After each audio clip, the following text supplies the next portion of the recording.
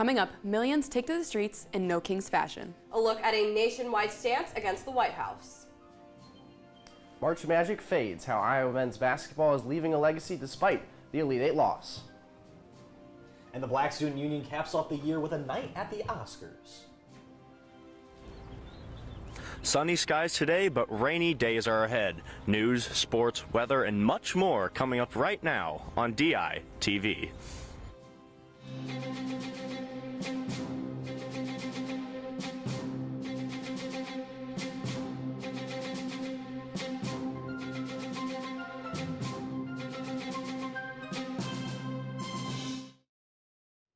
Good morning, live from Iowa City. It is March 30th. I'm Cole Krieger. And I'm Kate Vernon. And Kate, over the weekend, I know it was chaos dealing with both basketball and the hectic weather coming up. That's really true. And I'm really confused if we're in like the spring or we're kind of heading into summer. And so I really want to know, with our third member of our team, James O'Connor, to tell us what's going on outside with today's weather. James, how are you feeling this morning, and what's the weather like out there? Yes, guys, I'm doing fantastic this morning. I'm here at the Iowa River Terrace where the sun is shining and the breeze is feeling fantastic. But after a past weekend of good weather, we're expecting a drop-off throughout the next few days. Today's temperatures will be nice and warm with a high of 82, so now I know I'll be walking to all of my classes, sunglasses and all. As of tonight, it calls for temperatures to drop into the 70s, and tomorrow we have a high of 73 with rain expected throughout the afternoon. So stay dry, everybody. Cole, Kate, it's a shame you guys can't be out here with me to enjoy this weather, but for now, I'll send it back to you guys in the studio. Well, thanks, James. And Kate, I heard it was pretty loud in Iowa City this weekend, but it wasn't just for the basketball game. Yeah, that's definitely true, Cole. It was the third No Kings Day, a nationwide protest against President Donald Trump. I attended the event with DITV's news director, Kayla Smith, who joins us live in the studio now. Yes, Kate, Iowa City was just one of the many places across the country that saw a large turnout to criticize the current presidential administration. Now, the first demonstration took place last June and saw about 5 million people, but this movement is only growing. So now let's go ahead and take a look at what we saw right here at home in Iowa City.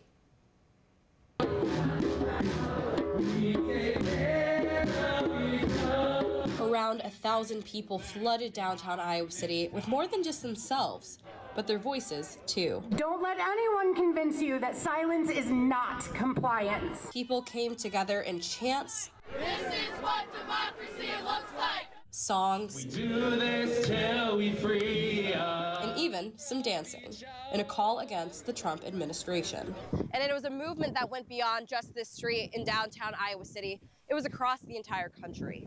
This protest was the third installment of the No Kings protests, and attendees heard similar themes of protests of past, with many speaking out against the Trump administration's aggressive immigration policies. Haciendo paradas de tráfico, y cuando esto sucede, comienzan a interrogar a las personas su estatus migratorio, haciendo la vida diaria en un caos. Several organizations spoke at the protest, highlighting how these groups are fighting against ICE in their own communities. We've seen them show up for immigrants. We've seen them show up to traffic stops. We've seen them organize and work with the community. Organizers estimate over 8 million people showed out across the country to continue the pressure they've been putting on the White House since June of last year. But it was also different this time. Now, there was the reality of war looming over the nation. This protest took place exactly 1 month since the U.S. and Israel launched attacks on Iran. And right now, this second, the country where I was born, my family members are being bombed by the administration to which I pay taxes, right? That sucks. That sucks. But the consensus in downtown Iowa City this weekend was that this war isn't necessary. You do not have to choose between supporting the troops and supporting an unjust, illegal, immoral war. And many believe that we should be shifting our priorities instead to things like healthcare and education to mend what some believe to be a broken system. 1 in 9 Iowa children were going to bed hungry the day before Inauguration Day. The table was set, the seed was planted. And yes, they are breaking the American dream, but make no mistake, they rose to power because it was already broken. And while this was a time for people to speak out against Trump's policies, organizers wanted attendees to learn that although there is turmoil and political unrest across the country, everyone can still hope for a better tomorrow. So it's really important to make sure that, we're out here with our communities and having that support system, because change happens with people. And these protests come as the nation is preparing for midterm elections, and many are hoping that their voices can impact what we'll see in the polls this November. That's certainly right, Kate. And as we've mentioned earlier, the noise of these protests, they were seen across the country, even the world. That's certainly right, Kayla. And that's why we have DITV's Annika Perez live in the newsroom to tell us what this protest looked like outside of Iowa City. That's right, Kayla and Kate, you are right. The No King's Day protest here in Iowa City wasn't the only one. In fact, according to the BBC, an estimate of around 8 million people worldwide took to the streets to rally against the Trump administration. Major U.S. cities such as New York, Los Angeles, Boston, Nashville, Houston, and the biggest one in Washington, D.C. all participated in this rally, along with smaller cities such as Minneapolis and countries all around the world. With this protest attacking President Trump in much of his second term, it reflected on many issues such as mass deportation and wars. And moving over to a major topic of these No King's Day protests, we are currently about 31 days into the Iran war, and it seems that the job markets in the U.S. are being impacted. The Strait of Hormuz, a waterway located just north of Iran, has been closed down. This has increased oil prices, slowed progress on supply chains, and significantly increased gas costs in the U.S. And with inflation, this situation has a potential to crush the labor economy, meaning the job market unemployment may drift down to 4.7% by the end of the year. As this war continues, the job market may be at risk of a jobless expansion. But of course, the DITV will have all updates on these changes. Live from the newsroom, Annika Perez, DITV. AI is getting more sophisticated every day and is now being used to scam people out of money. Hannah Fideli attended a training specifically to help prevent vulnerable people from being harmed. This particular case, the total value. This past weekend, the Iowa City Senior Center hosted a Fighting Against Fraud event put on by the Iowa City Police Department. Ann Thompson, the Victim Services Coordinator for the ICPD, talked about real-life cases, new scams to look out for, and how to avoid them. Scams are becoming more prevalent. AI is becoming much more prevalent, and I think with this population that they're more vulnerable and they can be targeted more easily. Scammers and AI know who to target. They are growing more sophisticated and looking and sounding like real people. Iowa City has experienced a drastic increase in fraud, scam, and identity theft victims.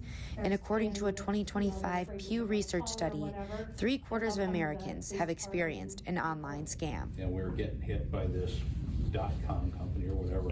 And I changed the credit card 3 times and they were hitting the new number. The biggest takeaway, if you don't know them, do not respond. And if you have any suspicions, ask the police department or a family member. These seats were filled with community members sharing stories, offering advice, and empathizing with one another. Scams and scammers are getting smarter and more sophisticated. And there's no answer on how to solve the issue, but there are things you can do, like attend trainings to prevent them. From the Iowa City Senior Center, Hannah Fideli, DITV. And the Johnson County Board of Supervisors voted to increase the minimum wage. Ever since 2008, the state of Iowa's minimum wage was set at $7.25 per hour, but the board voted to increase minimum wage in Johnson County to $13.37 per hour, starting July 1st, 2026. Every year, the symbolic pay increase gets reviewed and updated in line with the Midwest's inflation rates.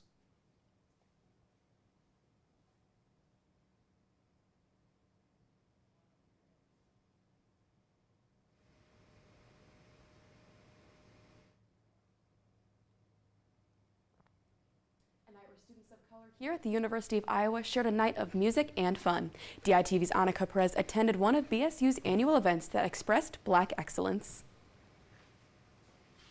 I'm here at the Courtyard by Marriott where the Black Student Union is enjoying their annual gala, and this year the theme is A Night at the Oscars. The Black Student Union is capping off their successful year by celebrating with the annual Black Student Gala. The BSU promotes student success through community engagement, promoting academic excellence, and hosting cultural events. For Black individuals on campus at the University of Iowa to express themselves so creatively, gorgeously, excellently, in so many different ways. The BSU holds space for Black students looking for areas to get involved, meet others, and feel at ease to be themselves in a predominantly white institution. The University of Iowa has a white student population of around 75.5%, while those identifying as African American or Black make up only 2.7% of the university's population. This drastic difference can isolate students of color, making the BSU a sanctuary for those looking for community. Black Gala is a place for not neglect, but just completely step away from all the struggles they deal with on a day-to-day basis, not only as a student, but a Black member within the University of Iowa. The gala provides a space for students to dress their best and get excited for Black excellence, culture, and expression.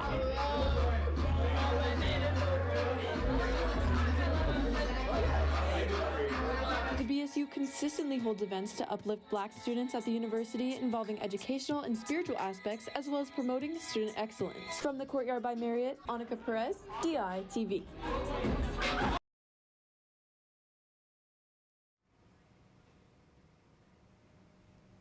And coming up later, Iowa men's basketball's magical run comes to an end. Baseball and softball host top-ranked opponents in our top plays of the weekend. All that and more after the break.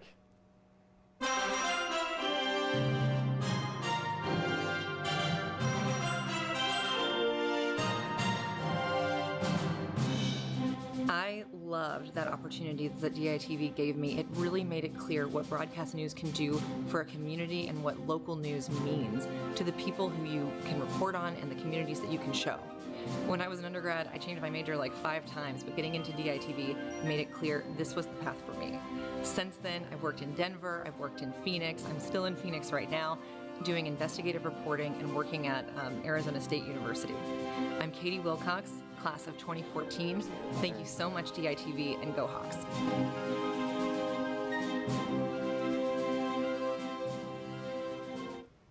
Welcome back to DITV. And you know, Cole, I've been really hoping for some good weather up until now. What do you think? Absolutely. We have Easter weekend approaching. We've been kind of in this lull period a little bit, but we're going to check it out with James O'Connor to see for the weather for the week ahead.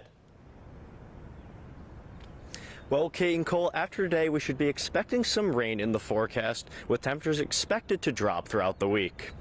On Wednesday, temperatures begin to fall, with the high being 46, with rain possible in the evening. Thursday stays similar, with temps in the low 40s and rain also expected throughout the day. Friday gives us a break from the rain, but also keeps temperatures in the 30s and 40s, while Saturday brings temperatures back into the 50s, but also will bring rain back into the forecast. Thankfully, Sunday's temperatures will be in the 40s throughout the day and the sun will be shining, and that should brighten everybody's day. My advice would be enjoy these nice days and stay out of the rain if possible. Live from the Iowa River Terrace, James O'Connor, DITV. Thanks, James and Ryan. After that basketball game on Sunday, I went for about an hour walk around campus. I was in my feels, but what can you tell us about their March Madness game? Yeah, a lot of people in their feels after that one. It definitely stung, but that doesn't mean they didn't bring us countless memories and many broken records. DITV's Colin Carruthers takes us through the final game of the Hawkeyes season in the Elite Eight. 40 years ago, Kentucky played conference foes in both the Sweet 16 and Elite Eight. 1 year after that, Iowa made the Elite Eight. And 39 years later, Iowa is giving both of those numbers brand new paint jobs, slapping the number 2026 next to them with the goal of doing the same with the number 1980, the year Iowa last made the Final Four. In search of that against Big Ten opponent in 3-seed Illinois, the Hawkeyes got off to an explosive 12-2 lead to start. As Illinois finally grabbed momentum, there was a major stoppage in play. A unique situation where the Horn wouldn't stop delayed action for 11 minutes while Iowa was able to hold on to the halftime lead. It could have played a factor in their play. It probably shouldn't have, but yeah. Once the second half started, you don't even notice it, so I think we went on a little run afterwards, so if anything, it benefited us. But once the game returned, all the flaws began to show. Both teams were going back and forth, trading leads 13 times until Iowa went near scoreless at the end, and Illinois' Big Ten Freshman of the Year, Keaton Wagler, helped take over the game with a game-high 25 points. While Bennett Sturts tried charging back with 24 points, it wasn't enough to overcome the rebounding battle. They lost 38-21 with a final score of 71-59, putting this team to bed. I mean, I love all these guys, and it's a great group of guys, and so I'll look back on this and it'll just be a happy memory for me, and then I mean, it's going to hurt, of course. They're great people, and I mean, we're going to miss them, and they've set the foundation for us. Iowa's magical March run comes to a halt as Illini confetti falls from the rafters. They'll reach the Final Four as a program for the first time since 2005. But what an impressive season it was for the Hawkeyes, something for them to always be proud of, and that basketball fans will never forget. But looking ahead to next season, there'll be one question that stays on everyone's minds at the start. Did they overperform this postseason, or is this just the Ben McCollum way? Reporting for the Toyota Center here in Houston, Texas, Colin Carruthers, DITV Sports. Well, so much made this team special, leading to that quick turnaround. A major factor is Ben McCollum's leadership, making sure his players are always serving others.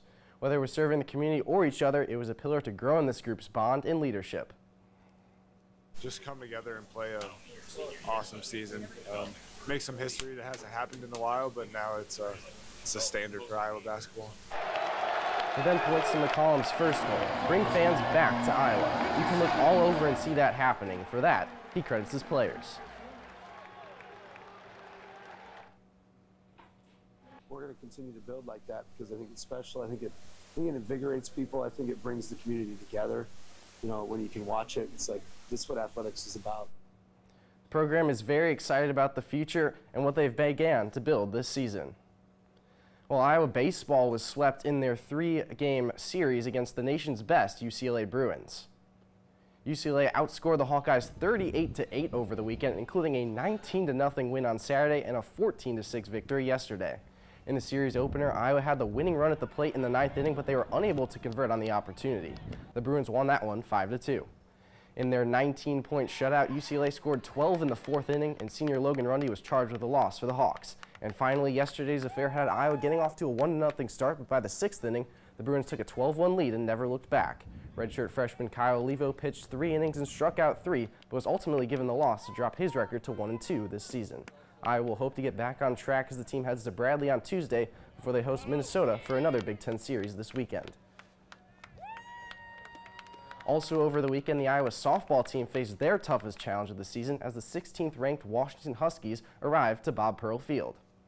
The first 2 games on Friday and Saturday went to the Huskies. They made quick work of Iowa on Friday night, winning 16-7, and then less than 24 hours later on Saturday, the Hawks got no hit and run ruled 10-0 in 6 innings. Closing out the series yesterday, the Hawkeyes took the Huskies to extra innings but fell short in the 10th. That made it a 3-0 series sweep for Washington. Now, despite the rough results for the Diamond Sports, there were still a handful of top plays to pick from. Let's start at number 3 over at softball. Well, this one's going to be hit right to shortstop. Bree Johnson, the shortstop, makes the pick, fires over, and a nice play. This ball comes in with a ton of mustard on it. Have to be ready to make that play, and does. That was in the 8th inning as well. How about we go over to the offensive side where Devin Simon pokes one out into right field. Watch Avery Jackson going from first to third. Uh-oh, ball gets away. Come on home. It's going to be a Little League triple for Devin Simon and an RBI at that. And then for our number 1 play, this one gets complicated, so just watch. Gable Mitchell throws over to second, and this is actually going to turn out to be a triple play converted by the Hawkeyes against the Bruins, but let's break it down one more time. Gable does not catch this ball, so there's a force out at every bag. They get the runner at second. The other one comes back to second base, gets tagged out. Gable's saying, throw it over to first, throw it over to first. And then they get the initial runner in that way, converting a successful triple play. A very weird way to get it done. Well, this weekend, the Iowa tennis team traveled back out to Indiana for back-to-back matches. The Hawkeyes first took on the Indiana Hoosiers on Saturday, and after losing the doubles point, Iowa fell 4-2, extending their losing streak to 5 straight matches. Iowa followed it up with a 4-3 win in West Lafayette over the Purdue Boilermakers to end their losing skid at 5. Well, thank you for that, Ryan. Huge sports breakdown, huge weekend Hawkeye sports. But you guys, it's official. What's that? Today is the grand opening of Chick-fil-A at the Iowa Memorial Union. Well, I'm excited to check it out this afternoon. The pop-up starts at 11 a.m. And regular hours will be on weekdays from 11 a.m. to 2 p.m. And guys, I am so excited. I'm a huge chicken fan. I mean, we got Cane's in the mall, and now we got Chick-fil-A. Tons of options. The one thing I always say is we don't have a good burger spot in this city. That's very true. That is true. And a good pizza spot, too. Iowa City lacks a lot of good pizza places. So, well, thank you for joining us online or listening online at KRUI 89.fm.com. We are here live from Iowa City every Monday, Wednesday, and Friday at 8:30 a.m. and online anytime at dailyiowan.com. For Kayla Smith, I'm Ryan Paris. We will see you again on Wednesday morning right here on DITV.